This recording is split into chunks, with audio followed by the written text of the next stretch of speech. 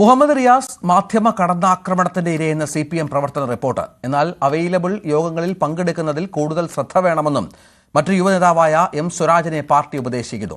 ഇടക്കാല സജീവമല്ലായിരുന്നെങ്കിലും ഇപ്പോൾ നന്നായി പ്രവർത്തിക്കുന്നുണ്ടെന്ന് EP ജയരാജനും MB ഗോവിന്ദന്റെ സർട്ടിഫിക്കറ്റുണ്ട്. സംസ്ഥാന സെക്രട്ടറി അവതരിപ്പിച്ച സംഘടനാ റിപ്പോർട്ടിൽ സംസ്ഥാന സെക്രട്ടേറിയറ്റ് അംഗങ്ങളുടെ പ്രവർത്തനം വിലയിരുത്തുന്ന ഭാഗത്താണ് പരാമർശങ്ങൾ.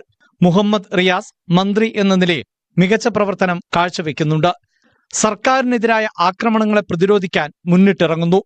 അതുകൊണ്ടുകൂടിയാണ് റിയാസ് മാധ്യമവേട്ടയ്ക്കിരയാകുന്നത് എന്ന് സംഘടനാ റിപ്പോർട്ട്. M. സ്വരാജ് ദേശാഭിമാനിയുടെ റെസിഡന്റ് എഡിറ്റർ ആണ്. ചിന്തയുടെയും കർഷക സംഘത്തിന്റെയും വിദ്യാർത്ഥി രംഗത്തിന്റെയും ചുമതലയുണ്ട്. പാർട്ടി കേന്ദ്രം ഏൽപ്പിക്കുന്ന പ്രചരണ പരിപാടികളിൽ ഇടപെടുന്നുണ്ട് എങ്കിലും അവൈലബിൾ യോഗത്തിലെ പങ്കാളിത്തം വർദ്ധിപ്പിക്കണമെന്നാണ് സ്വരാജിന് നൽകുന്ന ഉപദേശം. മുന്നണി കൺവീനർ എന്ന നിലയിൽ പ്രവർത്തിച്ചിരുന്ന EP ജയരാജനെ പിന്നീട് മാറ്റി. ഇടക്കാലത്ത് സജീവമായിരുന്നില്ലെങ്കിലും സമ്മേളനഘട്ടത്തിൽ സജീവമായി രംഗത്തുണ്ട് എന്ന വിലയിരുത്തലാണ് മുതിർന്ന നേതാവിനെ പറ്റിയുള്ളത്. PK ശ്രീമതിക്ക് അഖിലേന്ത്യാ തലത്തിൽ പ്രവർത്തിക്കേണ്ടതിനാൽ സംസ്ഥാനത്ത് സജീവമാകാൻ കഴിയില്ല. പാർട്ടി കേന്ദ്രത്തിന്റെ ചുമതലയുള്ള തോമസ് ഐസക് അവൈലബിൾ സെക്രട്ടേറിയറ്റ് യോഗങ്ങളിൽ പങ്കെടുക്കുന്നതിന് കൂടുതൽ ശ്രദ്ധിക്കണം. AK ബാലൻ അവൈലബിൾ സെക്രട്ടേറിയറ്റിലും പാർട്ടി കേന്ദ്രത്തിന്റെ പ്രവർത്തനത്തിലും ശ്രദ്ധിക്കുന്നുണ്ട്.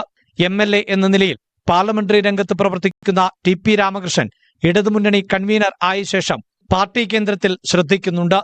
സാമ്പത്തിക പ്രതിസന്ധിയുടെ ഘട്ടത്തിൽ ധനമന്ത്രിയായി പ്രവർത്തിക്കുന്ന ദൗത്യം നിർവഹിക്കുന്ന ധനമന്ത്രി KN ബാലഗോപാലിനും സംസ്ഥാന സെക്രട്ടറിയുടെ അഭിനന്ദനമുണ്ട്. KK ശൈലജ പാർട്ടി ചുമതല ഏറ്റെടുത്ത് നല്ല നിലയിൽ പ്രവർത്തിക്കുന്നുവെന്നും റിപ്പോർട്ട് അഭിനന്ദിക്കുന്നു. News 18 കൊല്ലം.